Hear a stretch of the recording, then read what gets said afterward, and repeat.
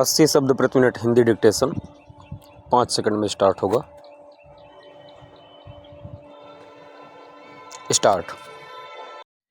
सुधार की प्रतीक्षा कर रहे हैं वक्फ बोर्ड शीर्षक से लिखे आलेख में सैयद सलमान चिश्ती ने यह बताने का यत्न किया है कि क्यों जरूरी है वक्फ संशोधन विधेयक को मंजूरी मिलना।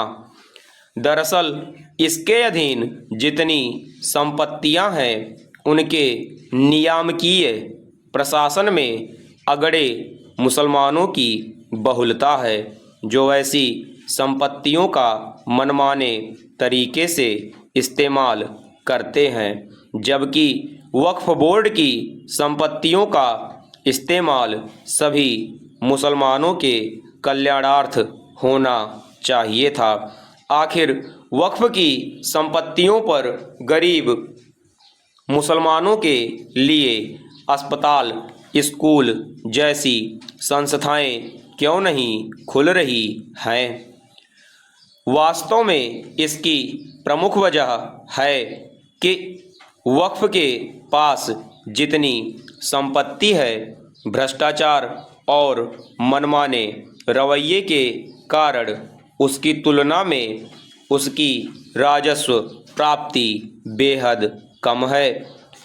बाकायदा वक्फ की जिन संपत्तियों से उसे सालाना 20,000 करोड़ रुपए तक की आय हो सकती थी, उससे करीब 200 करोड़ रुपए ही आय हो रही है।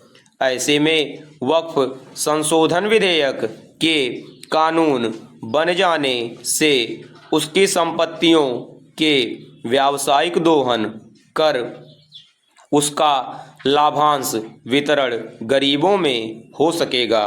पूर्ण विराम।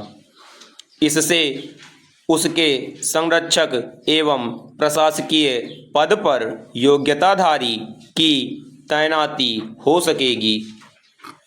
अभी अयोग्य संरक्षकों की वजह से वक्फ संपत्तियों के प्रबंधन में जवाबदेही, पारदर्शिता का घोर अभाव है, जिसके कारण वहाँ अनेक किस्म के भ्रष्टाचार पनपते हैं। हालांकि भारत में इस प्रकार की संपत्तियों के प्रबंधन के लिए पंथनिरपेक्ष मूल्यों का ध्यान रखा जाना जरूरी है, ताकि किसी पक्ष के साथ अन्याय ना हो सके। केंद्र सरकार के कदम को वोट बैंक या मजहबी चश्मे से नहीं देखना चाहिए, बल्कि गरीबों, खासकर गरीब मुस्लिमों का इन संपत्तियों से कितना हित हो रहा है, यह ध्यान रखना जरूरी है। पूर्ण विराम चेंज। एक अच्छे सामाजिक वातावरण के लिए जातीय सोच की परिधि से बाहर निकलना होगा।